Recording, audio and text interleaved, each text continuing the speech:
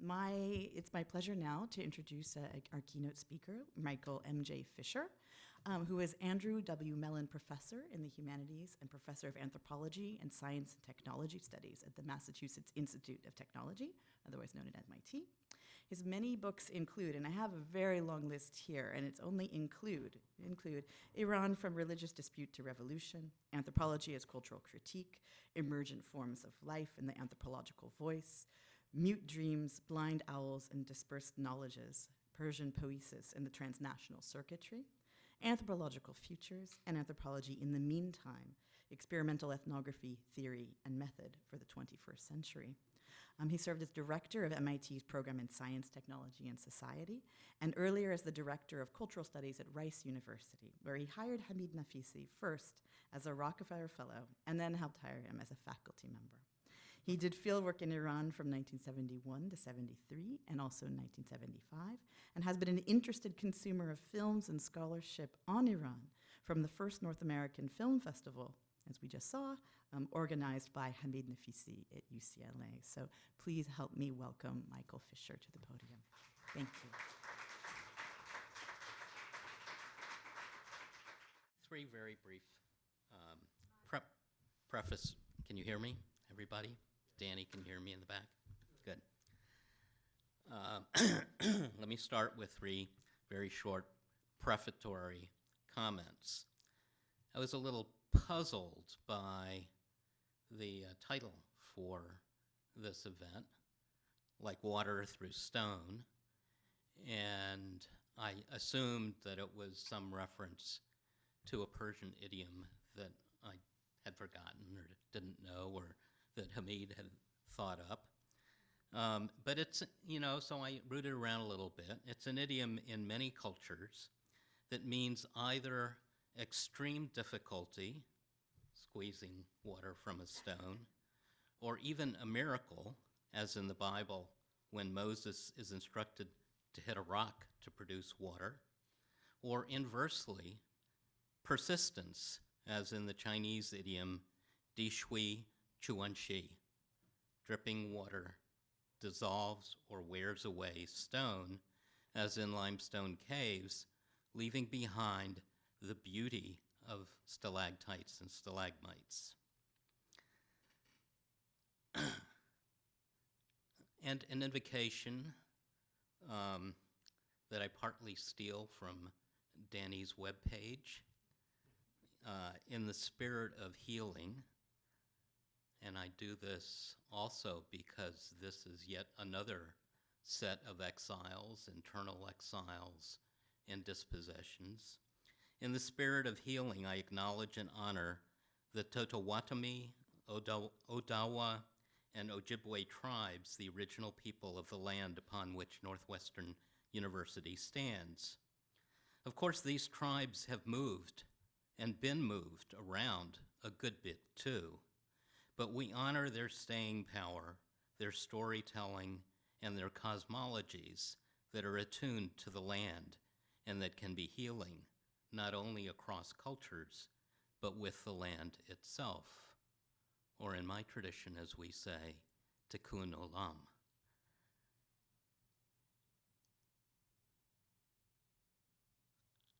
It is a delight and real honor to be invited by Hamid, in particular 2 years ago, and Danny, and Rebecca, and Michael, and all the people who have put this event together to help kick off the celebrations this week, or this weekend. Thanks also to the Block Museum for the venue, and I would be remiss if I didn't acknowledge the two exhibits in this museum that you all should go see. One, a site of struggle that's about aesthetic strategies of abstraction, tattooing, necklines, ways of evoking, and without indulging in the pornography of violence, about the history of the Black experience in the United States. It's a powerful exhibit that I hope travels widely in the country. And then there is a second exhibit that is underplayed a great deal, called Blossom Soup, Blossom Salad, which turns out, if you read the biographies of all of the MFA master's students who have contributed to the show, that they are all Native Americans. Another important intervention. So do go see them. Hamid Naficy. In thinking about Hamid, somehow, and forgive me if my memory is not always exact, but in thinking about Hamid, somehow, I always come back to his childhood stories of growing up in a family of games, readings, and dramatic skits. As most of you know, the Naficy family is one of the great literary, medical, political families of Iran, intellectual families of Iran, and I ponder, as one does, where all that talent comes from. And one answer is in that rich familial environment of performances and in the things that matter most in life. Companionship, friendly competition, we saw that with his sister in the film. Cultural knowledge, openness to experimentation, and in general, love of life. Hamid is special that way, even in what Iranians like to call the diaspora, and what I've called Persian Poesis in the Transnational Circuitry, which by now spans the planet.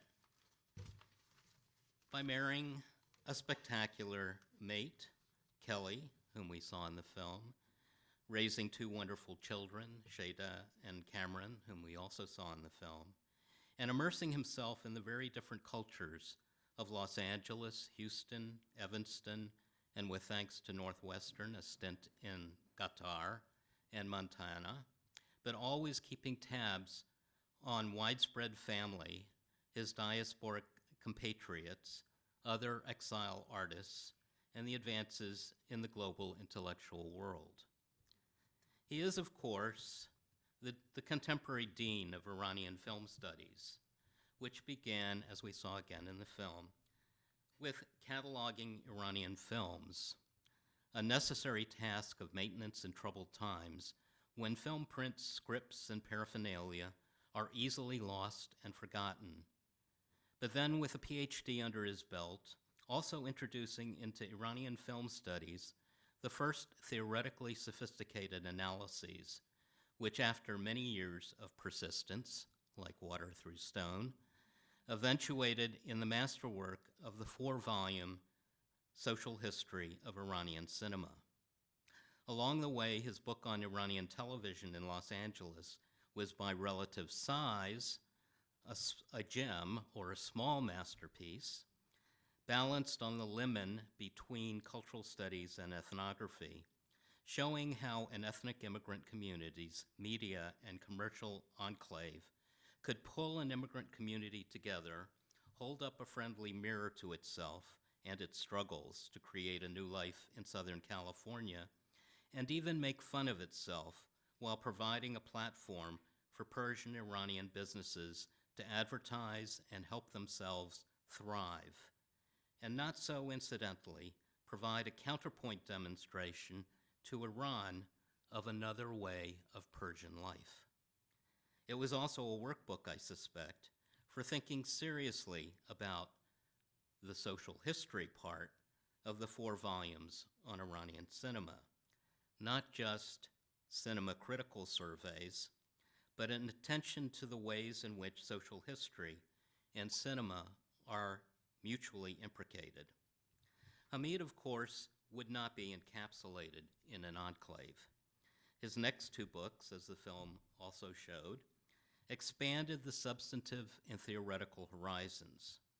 First came a conference at Rice and an edited volume on House, Home, and Homelands, which is a title for one of the panels tomorrow, in which a wide net of concepts and affectual attachments expanded out from exile and diaspora, from biblical and ancient times to current problems of boundary controls, ethnic cleansing, gated communities, mass migration, forced relocation, and the work of the arts in such boundaries, as the 2,000-mile Mexican-U.S. border, with an essay in that volume by George Lipset, a mutual old friend, essay on banda music, and though I'm not in that volume, my own engagements with Guillermo Gomez Peña and Coco Fusco.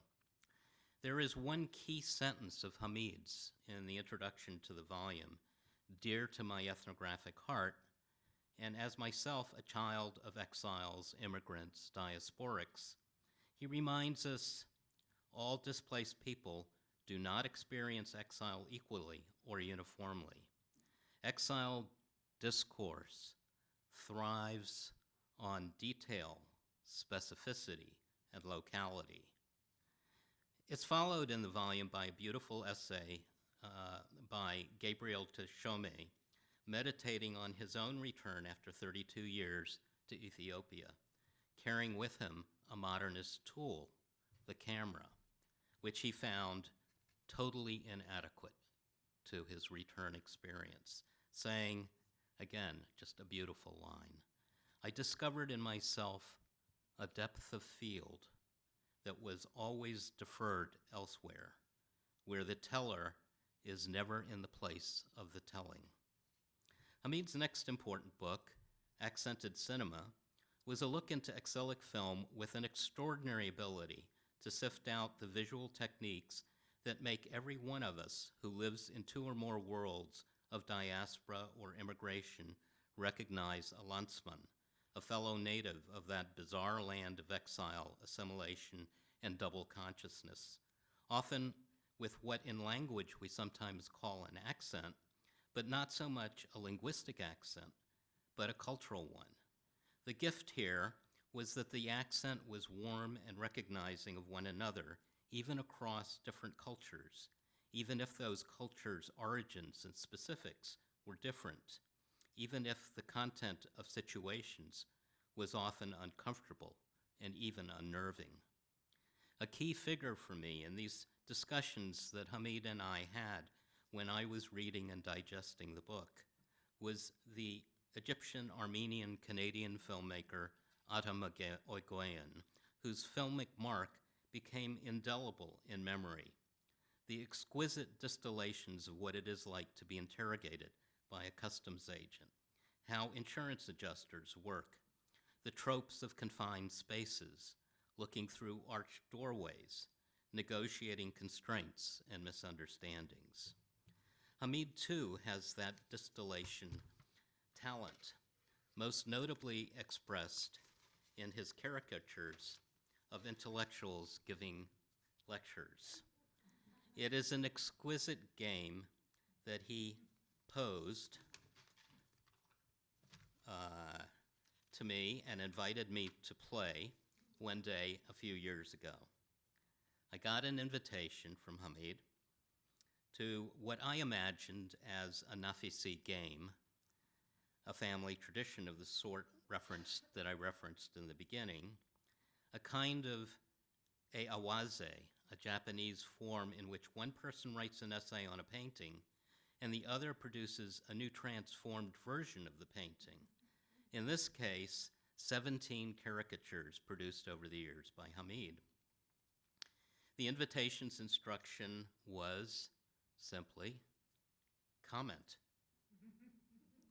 17 is a traditional Iranian number, the number of neighborhoods in a town, each with its own character, expressed in rival ritual displays and processions, not unlike academics and debates and performances.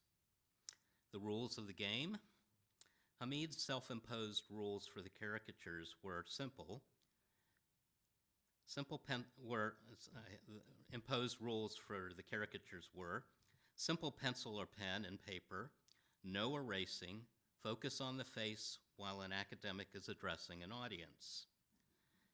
Hamid's own self-reflections and comments about the drawings tended towards the Freudian, attributing the attachment to the face as mother love. My own self-imposed rules of the game in response were, 1, start with pure first impressions and free associations.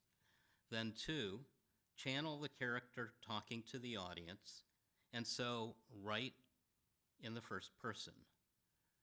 And 3, then reorder the caricatures from the alphabetical order by first name in which they were supplied into a chronological order, mainly to underscore the dates of production and their contexts, but also to see if artistic gestures or narrative features might grow over time into a signature of style. The first-person address can also help stage the character, and in a final short paragraph, a chance for the character to comment on the caricature. Thus, 3 or 4 turns of the line: free association, narrative content, historical context, character commenting on the caricature. In sum, I asked myself, what does a line reveal that the natural eye or a photograph does not see? Of the 17 caricatures, let me just give you one as an example. I'm told that there'll be a film of these tomorrow. Is that right? And many of you may have seen the article that we put together in Iran Namag. And if I could have the first slide. It's Homa Katuzian in 1985. First impressions: sharp-beaked angry bird, wattle a-wagging, standing firm in Persian slippers, legs apart, under fitted Safavid robe with flared bell-shaped skirt, back to the audience, looking over his shoulder, askance. Step 2, channeling Homa Katuzian. What? You really think Reza Shah's 1921 coup was engineered by the British, and the Anglo-Persian Agreement of 1919 was meant to turn Iran into a protectorate, a British protectorate? Not so. Of course, Iran fell into the pit of the oil curse of all petroleum rentier economies, all revenue channeled through the state, a perfect opening for corruption and repression, build up the secret police, stifle dissent. No difference today. A chancre eats the soul, as Sadegh Hedayat famously put it. You saw in my books about him. I also edited Mohammad Mossadegh's memoirs. What a waste. All that effort towards restoring a constitutional republic and getting some sovereignty over the oil, only to have Ayatollah Kashani and his goons ally with the royalists, Brits, and Americans to bring the young Shah back. Oh well, I fit better in Saadi's slippers. Do you like them? Elegant and pointed like his poems? Man chera del beto dadam, ke delam mishkani. Ya che kardam, ke nega baz beman nakoni. Why have I given my heart to let you break it? What have I done that you ignore me? Digaran chun beravand, az nazar az del beravand. Tochanan dar delaman, rafta ked jan dar baladi. Others have forgotten when they're absent. Others are forgotten when they're absent, but you live deep in my heart and soul. Yeah, so I'm continuing channeling Katuzian. Yeah, so it's 1985, the context, the date. You'd think we'd have gotten over all this Islamic craziness. But no, the Iran-Iraq disaster of a war continues with the Battle of Badr, the marshes, the Second War of the Cities, the re-election of a mid-level mullah, Hojatul Islam Ali Khamenei, as president. They only let 3 members of the IRP run, disqualifying Mehdi Bazargan, who was protesting suppression of basic civil liberties and calling for an end to the war. The Iran-Contra affair, Israeli ships weapons to Iran, which gets Hezbollah to release the U.S. hostages in Lebanon, and the proceeds of the weapons sales illegally aids the Contras in Nicaragua, all at the direction of President Reagan. What a mess. And you wonder why I'm looking over my shoulder askance? Make fun, if you like, of my turning my back on the present in favor of a more cultivated past. But I do not have a wattle, it's a goatee. I had the pleasure of bringing Hamid and his colleague and PhD advisor to Shomi Gabriel, the Ethiopian-born cinema scholar and theorist of third cinema, to Rice University, first on a Rockefeller residency fellowship. I was at the time the director of the Center for Cultural Studies at Rice, and we used these fellowships to bring people to campus in disciplines that did not exist at Rice, with the hope that they would soften up the administration so that we could hire in those fields. We lucked out, and Hamid came to Rice in what was then a traditional art history department and built a film center that became a department of visual and dramatic arts, a lively center of activity on the Rice campus.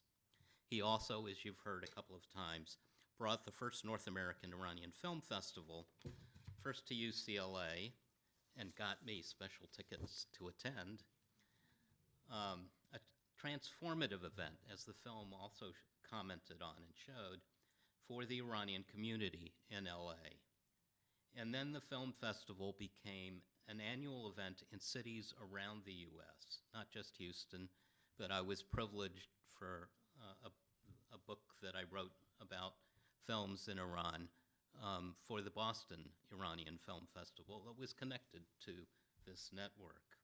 The LA Film Festival, as you saw, was a transformative event because, as the film said, people came out of a showing, I think in particular, as I recall, of Bahram Bezai's Bashu, the Little Stranger, in tears and cheers from a staunchly anti-revolutionary Iranian audience, which suddenly found itself confronted with evidence that not all that was happening in Iran was bad.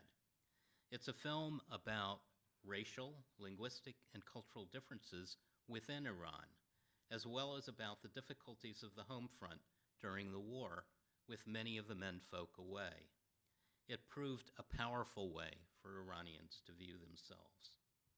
Iranian cinema today is established on the world stage as one of the great cultural diplomacy mediums of the contemporary world. The whole world expects cinematic excellence from Iranian films. But more than that, people have learned slowly over time to read a little between the lines, to recognize the social and political struggles that making a film, as well as living life, entails. Hamid was one of the great dalals, brokers in that sense, between Iran and the US.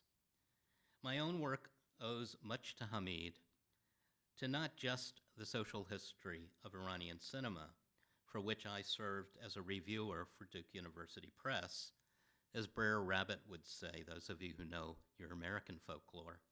No, please don't throw me into that briar patch, when that's exactly where you want to be thrown. A task that I took on with great pleasure and anticipation. My book, Mute Dreams, Blind Owls, and Dispersed Knowledges, Persian Poesis in the Transnational Circuitry, which Hamid blurbed with restraint, had 3 long chapters on films in the 1970s, 1990s to 2000s, in which I attempted 3 different sorts of historical and anthropological analysis.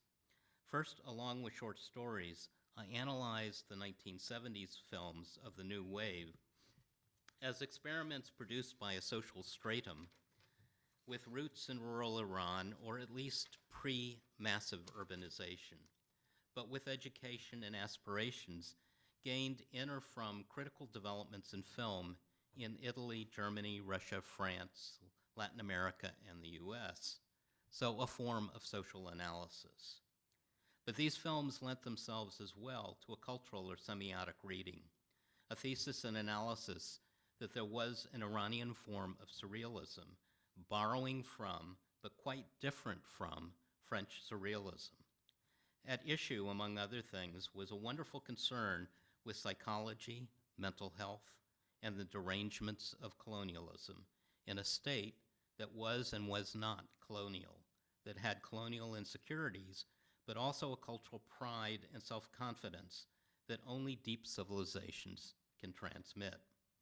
The chapter on the later films, called War Again, analyzed the disruptions of the long war with Iraq, especially the intense disruptions along the borders of Iran, from Khuzestan to Kurdistan to Khorasan and Sistan, and how a disrupted society knits itself back together again.